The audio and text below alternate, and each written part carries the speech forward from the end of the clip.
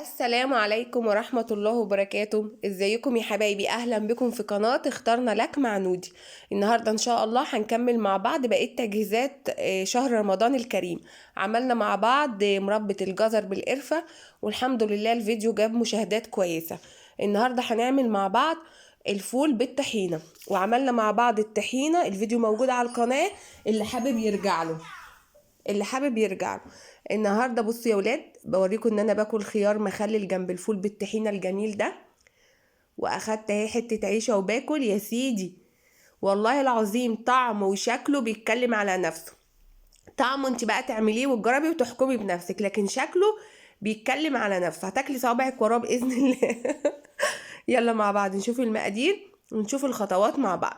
معايا هنا علبه فول، ومعايا هنا البهارات، كزبرة ناعمة، كمون، رشة ملح، رشة فلفل أسمر ناعم، ومعايا بابريكا، ومعايا شوية ملح، ومعايا هنا نص طماطماية، ومعايا نص فلفل أخضر ونص ليمونة وفص توم. ممكن تستغني عن التوم لو مش حابة، بس بيديله طعم حلو قوي. ومعايا هنا ربع كوب زيت، ومعايا الطحينة اللي احنا عملناها مع بعض على القناة، والفيديو موجود اللي حابب يتفرج عليه. أول حاجة صفيت طبقة المية اللي على الفول من فوق، وحطيت كل ده مع بعضه في الخلاط وهسيبه يتضرب مع بعض. اول حاجه نزلت بنص الطماطم ونص الفلفل، قطعتها عشان ما كانش هينفع تشتغل في الخلاط، قسمتها 2. ومعايا هنا فص الثوم، ومعايا الملح، وبعد كده هنا البهارات، بابريكا، كمون ناعم، كزبره، فلفل اسمر ناعم، شويه كمون اتكبوا يا ولاد. مكانش جنبي معلقه، هجيب معلقه وانزلهم في الخلاط. وهمسح دلوقتي الكمون اللي وقع مني ده. كلنا بيحصل مننا كده يعني، عادي.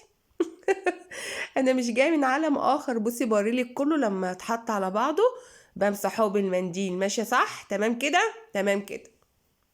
وهنا حطيت الملح، وهعصر الليمونه، وهنا حطيت معلقتين طحينه من الطحينه اللي احنا عملناها مع بعض. هحط معلقتين طحينه. طبعا الطحينه بتنقل الفول في حته تانية خالص، زي بتاع المطاعم.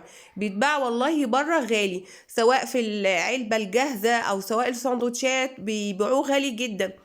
بنضف تاني يا ولاد، ومع ان انت تعمليه في البيت بتكلفه بسيطه ومش مكلف زي ما انت شايفه كده. كلها حاجات موجوده عندك في البيت. وكل سنة وانتم طيبين يا حبايبي. شهر رجب فاضله يومين خلاص ويبدأ. الشهور اللي جاية دي كلها من أجمل شهور السنة. عادها الله عليكم باليمن والخير والبركات يا رب. هنا بعد ما عصرت النص الليمونة على الفول وكل الحاجات حطيتها على بعض، هشغل الخلاط على كل ده. دلوقتي أنا حطيتهم وهبتدي أشغل الخلاط. بظبط الخلاط يا ولاد. بصوا تمام. أعمله تاني، لازم يعمل تكة كده. الخلاطات دي رهيبة. بصي بعد ما خليته دلوقتي يتضرب في الخلاط، هوريهولك بعد ما احطه في الطبق هيبقى الشكل عامل ازاي. بصوا يعني طريقته سهلة وبسيطة ومش مكلف، وانتي تعمليه في البيت. بصوا يا ولاد بعد ما طلع من الخلاط، بصوا الطريقة سهلة خالص وبسيط. كل سنة وانتم طيبين يا حبايبي.